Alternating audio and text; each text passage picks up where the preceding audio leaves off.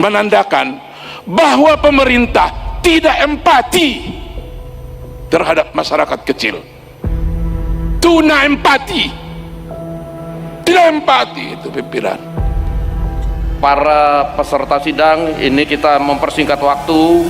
Para peserta unjuk rasa di luar itu sudah menunggu, karena kalau kita nggak selesai dikira kita ini masih tetap mau mengesahkan rancangan undang-undang Omnibus Law dan HIP begitu. Jadi bagi yang kira-kira tidak terlalu urgent, mohon dengan sangat untuk kemudian bicara seperlunya saja. Bagi yang kemudian itu kita rasa tidak perlu. Tidak hanya membuat korban terluka secara fisik, tetapi juga psikis. Dan hal ini juga dialami oleh keluarga dan saksi korban. Dengan kata lain, pada pihak korban dan keluarga mengalami penderitaan yang berlapis dan bersifat jangka panjang akibat kekerasan sosial, seksual, bahkan penderitaan seumur hidup. Oleh karena itu akan jauh lebih baik kalau ini dikembalikan kepada masyarakat Papua sesuai amanat konstitusi. Biarlah masyarakat sendiri mengevaluasi dan mengusulkan rancangan itu sendiri sesuai dengan prosedur yang kita punya, Pak Ketua, dalam peraturan DPR nomor 3 tahun 2012 tentang pencabutan rancangan undang-undang. Dalam pasal 8 jelas bahwa rancangan undang-undang dapat ditarik kembali DPR melalui sidang paripurna. Oleh karena itu, saya mewakili fraksi PKS mengusulkan agar rapat paripurna hari ini bisa menyetop dan bisa mensepakati tentang penolakan atau tentang tidak membahasnya rancangan HIP untuk selanjutnya kemudian dicabut dari program legislasi nasional. Sebelum kita menutup sidang hari ini, marilah kita mendengarkan masukan kepada rekan-rekan anggota DPR, baik untuk kita semua maupun untuk konstituen masing-masing di Dapil, sambil kita nanti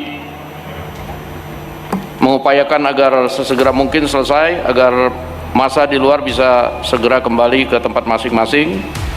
Saya sudah pertama Pak Ansori, waktu kami persilakan. Terima kasih pimpinan. Bismillahirrahmanirrahim. Assalamualaikum warahmatullahi wabarakatuh. Salam sejahtera buat kita sekalian. Pimpinan yang terhormat dan anggota semua DPR RI yang saya hormati, terhormat, dalam konstitusi kita Undang-Undang Dasar 45, di situ harus kita bangun bersama kesejahteraan rakyat. Harus kita bangun. Itu dalam beberapa pasal.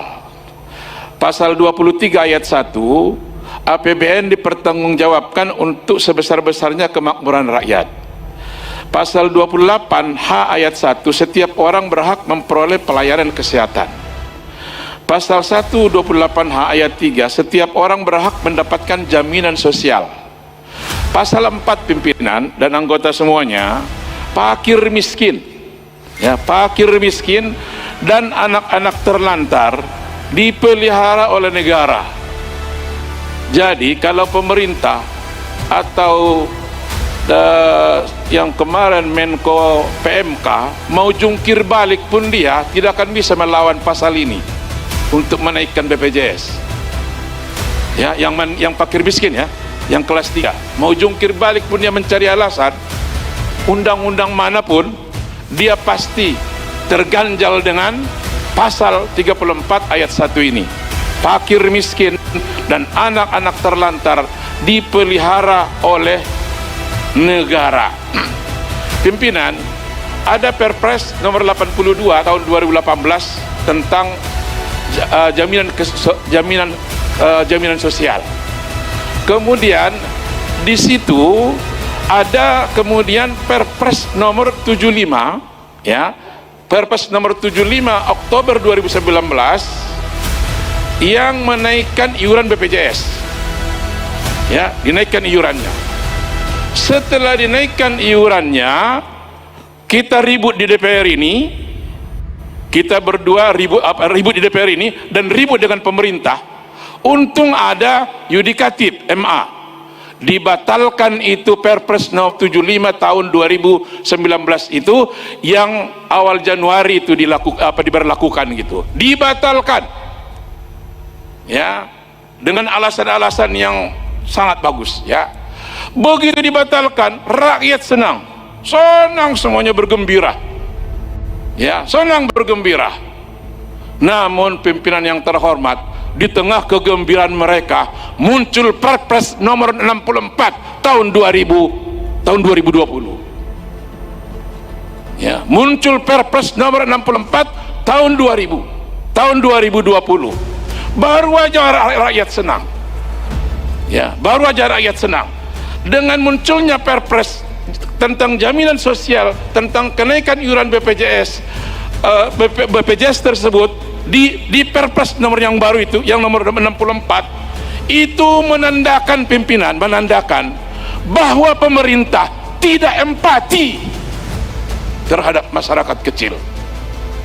Tuna empati, tidak empati itu pimpinan. Ya, di tengah kesusahan penderitaan. Ya.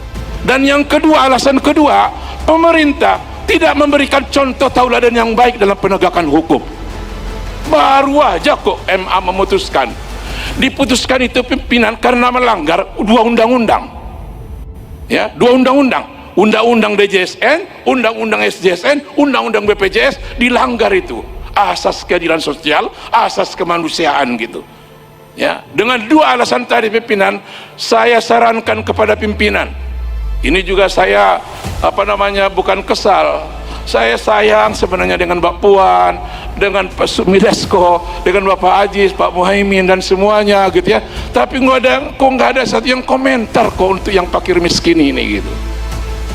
Ya, dinaikkan dalam Perpres 64 itu memang PBPU, pekerja bukan penerima upah dan bukan pekerja yang fakir miskin ini dari April sampai Desember memang nggak naik 2020 di Perpres itu, tapi begitu 1 Januari 2021 dinaikkan. Ini tipu.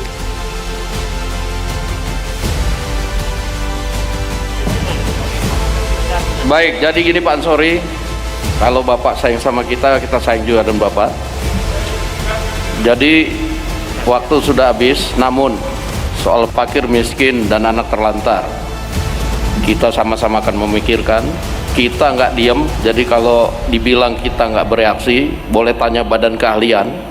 Kita sedang nanti akan undang Pak Ansori dengan kawan-kawan Komisi 9. Kita akan kunci perpres itu untuk memperhatikan fakir miskin dan anak terlantar. Jadi jangan dikira kita pimpinan juga cuma diam. Kita sudah berapa kali, tentunya Pak Ansori juga sudah mengikuti, kita sudah rapat, kemudian kita sudah minta supaya pemerintah tidak menaikkan, lalu dinaikkan, dan kita akan sama-sama berjuang untuk fakir miskin dan anak terlantar. Itu janji kita pimpinan. Boleh sedikit lagi, boleh.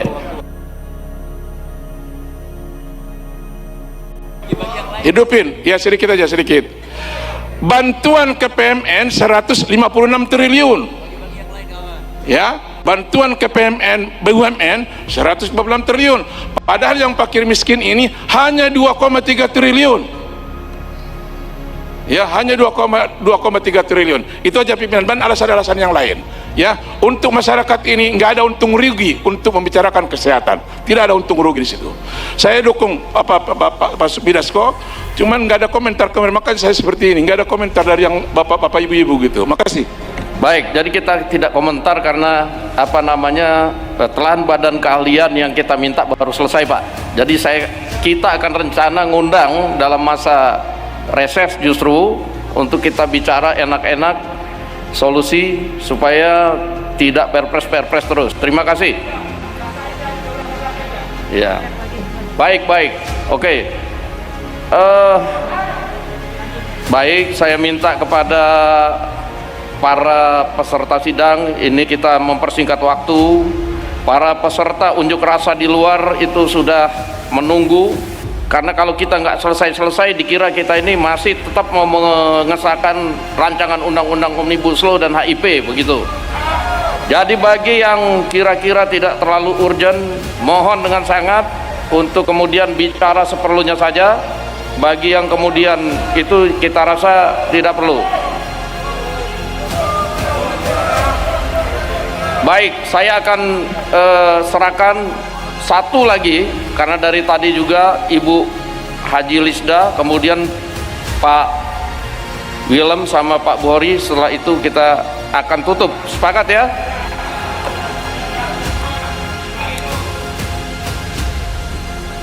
Baiknya, terima kasih. Terima kasih pimpinan. Saya Lisda Hendra Joni, nomor anggota A354. Saya akan menyampaikan pernyataan sikap fraksi Partai Nasdem atas penghapusan RUU penghapusan kekerasan seksual dari Prolegnas Prioritas 2020. Assalamualaikum warahmatullahi wabarakatuh. Salam sejahtera untuk kita semua. Yang terhormat pimpinan DPR RI, segenap anggota DPR RI, serta hadirin yang kami hormati. Fraksi Partai Nasdem sebagai salah satu pengusung RUU PKS menyayangkan hasil keputusan Raker Badan Legislasi mengeluarkan RUU PKS dari Prolegnas Prioritas 2020, mengingat urgensi RUU PKS untuk memberikan hak rasa aman, hak untuk mendapat perlindungan dari kekerasan dan diskriminasi, serta perlindungan hukum bagi korban kekerasan seksual. Fraksi Partai Nasdem mempertimbangkan beberapa hal terkait urgensi RUU PKS, antara lain sebagai berikut. Pertama, fenomena kekerasan seksual terhadap perempuan dan anak yang terus meningkat. Data Komnas Perempuan pada tahun 2019 menunjukkan 406.178 kasus kekerasan seksual terhadap perempuan.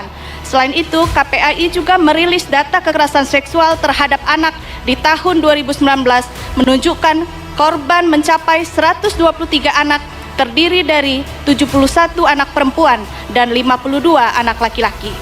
Forum Pengada Layanan FPL memantau dan melaporkan bahwa sudah terjadi sedikitnya 106 kasus kekerasan seksual selama pandemi COVID-19 dari bulan Maret sampai bulan Mei 2020. Kedua, mengutip salah kebijakan RUU PKS yang diterbitkan oleh Komnas Perempuan menyebutkan bahwa tidak ada pengaturan yang komprehensif tentang 9 jenis kejahatan, yaitu pelecehan seksual, eksploitasi seksual, pemaksaan kontrasepsi, pemaksaan aborsi, perkosaan, pemaksaan perkawinan, pemaksaan pelacuran, perbudakan seksual, dan penyiksaan seksual sebagai tindak pidana dalam peraturan perundang-undangan yang berlaku, sehingga terjadi kekosongan hukum yang memberi dampak pada keterbatasan korban dalam mengakses hak atas keadilan dan penanganan. Ketiga, RUU PKS lebih berbasis pada perspektif perlindungan korban. Peraturan perundang-undangan yang berlaku saat ini belum menyediakan jaminan atas pemenuhan hak-hak korban dan keluarga korban, karena kekerasan seksual pada dasarnya tidak hanya membuat korban terluka secara fisik, tetapi juga psikis. Dan hal ini juga dialami oleh keluarga dan saksi korban. Dengan kata lain, pada pihak korban dan keluarga mengalami penderitaan yang berlapis dan bersifat jangka panjang akibat kekerasan seksual, bahkan penderitaan seumur hidup. Keempat, korban mengalami kesulitan dalam mengakses layanan medis, psikologi, dan bantuan hukum. Korban seringkali distigmatisasi dan mengalami reviktimisasi atau dipersalahkan, ditanya dengan pertanyaan yang membuat korban tidak nyaman, bahkan dipertemukan dengan pelaku dan lain sebagainya. Beberapa bentuk kekerasan seksual sudah diatur dalam peraturan perundang-undangan, tetapi belum menyediakan skema perlindungan, penanganan, dan pemulihan korban. Kelima, pemerintah Indonesia telah menandatangani Konvensi CEDAW, the Convention of the Elimination of All Forms of Discrimination Against Women, pada tahun 1984. Konvensi ini mengisyaratkan kewajiban negara untuk menciptakan regulasi undang-undang yang menghapus stigma dan diskriminasi terhadap perempuan. Keenam, RUU PKS mengusulkan pengaturan tindakan berupa rehabilitasi khusus yang hanya diberikan bagi pelaku pelecehan seksual non-fisik dan pelaku berusia di bawah 14 tahun.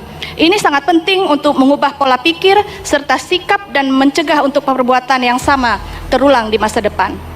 Berdasarkan berbagai pertimbangan di atas, dengan melihat fakta, data, urgensi, serta aspirasi masyarakat, fraksi Partai Nasdem DPR RI dengan segala hormat kepada hadirin sekalian melalui forum sidang paripurna yang mulia ini meminta RUU penghapusan kekerasan seksual untuk tetap dipertahankan dalam prolegnas prioritas tahun 2020 demi menjaga komitmen dan sensitivitas kita semua dalam melindungi hak warga negara dari tindak kekerasan seksual. Demikian pandangan fraksi Partai Nasdem DPR RI atas penghapusan RUU penghapusan kekerasan seksual dari prolegnas prioritas 2020. Semoga kita semua diberkati kesehatan dan kebajikan dalam menjalankan mandat rakyat. Wassalamualaikum warahmatullahi wabarakatuh. Salam sejahtera, Om Swastiastu, Namo Buddhaya, salam kebajikan. Baik, terima kasih Bu Haji Lisda. Jadi sebagai informasi hasil rapat konsultasi balik dan pimpinan serta rapat konsultasi pengganti BAMUS, kita akan masukkan undang-undang tersebut di prioritas tahun 2021 dan sudah diputuskan kemarin. Terima kasih. Kemudian saya minta Pak Willem Wandik, waktu dipersilakan. Baik, Ketua, Pimpinan dan anggota Parlemen Republik Indonesia yang kami hormati dan kami banggakan, dalam sidang paripurna hari ini izinkanlah kami untuk menyampaikan sedikit pandangan terkait dengan otonomi khusus Papua. Sebenarnya pengajuan perjuangan revisi otonomi khusus Papua versi 21/2001 ini telah kami perjuang, baik parlemen, pimpinan dan anggota parlemen pusat maupun juga penyelenggara yang ada di daerah, yaitu Papua dan Papua Barat. Tapi sejauh itu belum dapat dukungan sepenuhnya oleh pemerintah pusat, dan hari ini telah masuk dalam RUU prolegnas prioritas dalam urutannya nomor ke-42 tercantum RUU perubahan Otsus Papua versi 21/2001 ini. Hingga hari ini tidak jelas bagaimana pembahasan naskah akademiknya. Dalam daftar pengusul hari ini, RUU hari ini, kami sangat menyayangkan karena usulan RUU ini dimonopoli oleh pemerintah tanpa melibatkan representasi Papua, baik yang ada di parlemen DPR maupun juga di DPD RI, bahkan juga pemerintah daerah. Oleh karena itu, pada paripurna hari ini kami berpandangan bahwa kalau memang kami yang ada di sini sebagai representasi yang juga merupakan pemegang aspirasi kolektif dari timur Indonesia tidak dilibatkan, maka kami berpandangan bahwa lebih baik kembalikan kepada masyarakat Papua. Biarlah mereka sendiri yang menentukan, biarlah mereka sendiri yang merevisi otonomi khusus 21/2001 itu sendiri. Karena selama ini dalam penyelenggaraan otonomi khusus tanah Papua tidak memiliki roh. Oleh karena itu akan jauh lebih baik kalau ini dikembalikan kepada masyarakat Papua sesuai amanat konstitusi. Biarlah masyarakat sendiri mengevaluasi dan mengusulkan rancangan itu sendiri. Sekian, terima kasih. Baik, jadi perlu diinformasikan bahwa itu rancangan undang-undang adalah inisiatif pemerintah, sehingga naskah akademik dan lain-lain itu adalah dari pemerintah. Namun pembahasannya kan akan sama-sama pemerintah dan DPR. Oleh karena itu nanti Pak Willem boleh berkontribusi di sana, mana yang dirasa kurang pas, mana yang dirasa kurang cocok, nanti kita akan bahas bersama, karena Papua ini penting menurut kita. Demikian dan terima kasih. Baik, masih ada? Baik, satu lagi ya. Terima kasih.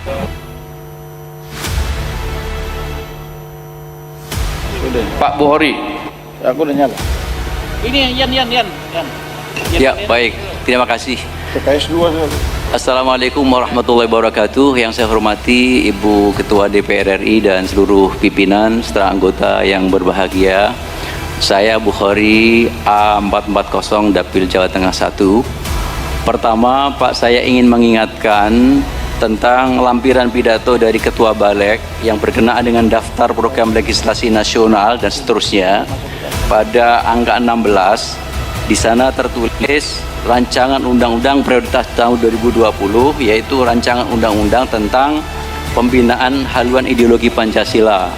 Sebenarnya rancangan ini sudah dibahas dan kemudian berubah menjadi judul Haluan Ideologi Pancasila dan sudah disepakati dalam rapat paripurna pada tanggal 12 Mei. Oleh karena itu, kami mengingatkan agar tidak terjadi malpraktek di waktu yang akan datang. Yang pertama, sehingga yang benar adalah haluan ideologi Pancasila. Yang kedua, Pak Ketua Pimpinan dan saudara sekalian, bahwa menyikapi dan melihat perkembangan masyarakat yang ada di DPR saat ini sejak tadi pagi sebagaimana pimpinan sampaikan, dan tadi pagi juga pukul 1 sampai pukul 2 saya bersama Ketua Badan Legislasi juga menerima utusan mereka kurang lebih sekitar 20 orang. Mereka menuntut hanya satu hal, agar rancangan HIP itu ditolak dan kemudian dicabut dari program legislasi nasional sampai kemudian bisa mendapatkan keputusan kita paripurna pada hari ini.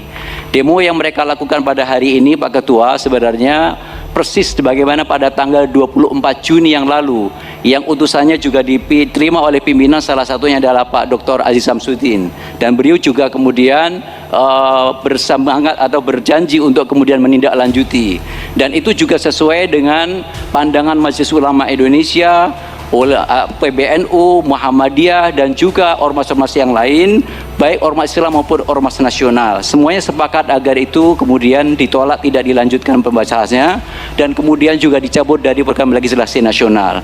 Sesuai dengan prosedur yang kita punya, Pak Ketua, dalam peraturan DPR nomor 3 tahun 2012 tentang pencabutan rancangan undang-undang, dalam pasal 8 jelas bahwa rancangan undang-undang dapat ditarik kembali DPR melalui sidang paripurna. Oleh karena itu, saya mewakili fraksi PKS mengusulkan agar rapat paripurna hari ini bisa menyetop dan bisa mensepakati tentang penolakan atau tentang tidak membahasnya rancangan HIP untuk selanjutnya kemudian dicabut dari program legislasi nasional, agar kita segera bisa fokus untuk menangani COVID dan segera fokus bagaimana diperintahkan oleh Ibu Ketua DPR tadi, kita bersama-sama masyarakat di dapil kita, dan agar masyarakat kita segera pulang ke rumah masing-masing dengan selamat. Demikian, wassalamualaikum warahmatullahi wabarakatuh.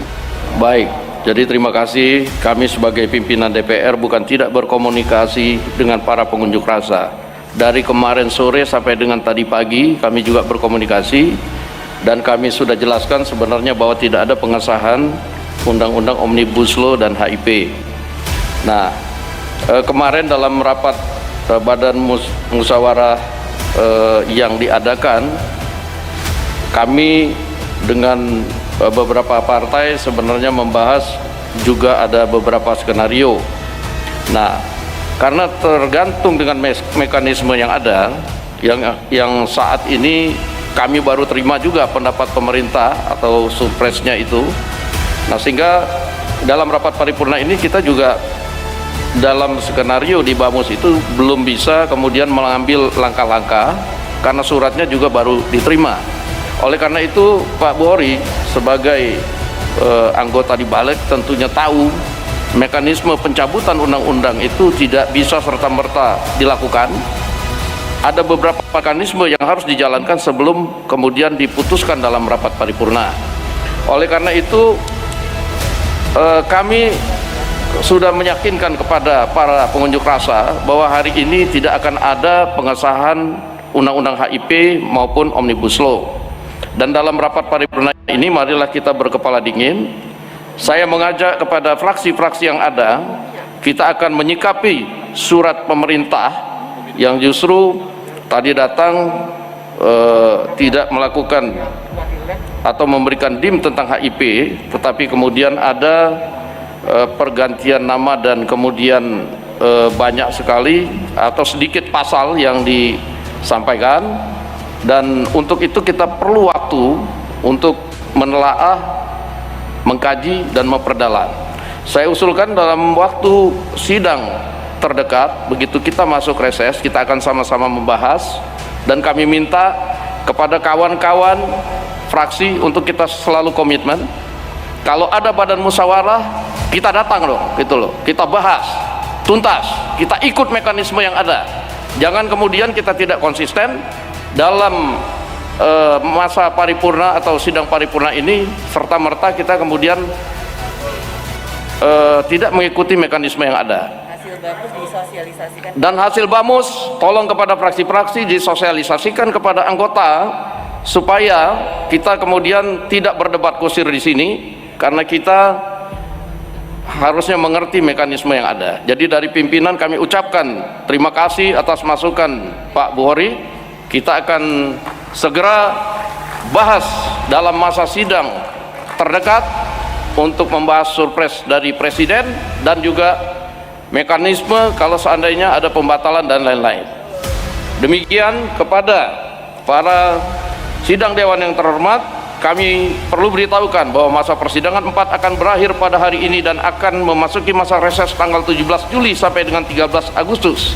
Kami menyampaikan kembali bahwa tanggal 18 Agustus 2020 kami akan menyelenggarakan rapat paripurna dengan acara pandangan fraksi-fraksi atas keterangan pemerintah mengenai rancangan undang-undang tentang pertanggungjawaban atas pelaksanaan APBN tahun anggaran 2019. Mohon kepada fraksi-fraksi untuk dapat menyiapkan pandangannya. Demikian dengan demikian selesailah acara rapat paripurna Dewan hari ini. Selaku pimpinan rapat, kami mengucapkan terima kasih kepada yang terhormat para anggota Dewan dan hadirin sekalian atas ketekunan dan kesabarannya dalam mengikuti rapat paripurna Dewan hari ini. Dan kami ucapkan selamat bekerja dan bertemu dengan konstituen masing-masing. Selamat Hari Raya Idul Adha dari kami dari pimpinan DPR kepada hadirin sekalian, dan dengan seizin Dewan maka perkenankanlah kami menutup rapat paripurna dengan ucapan alhamdulillahirabbil alamin. Wassalamualaikum warahmatullahi wabarakatuh.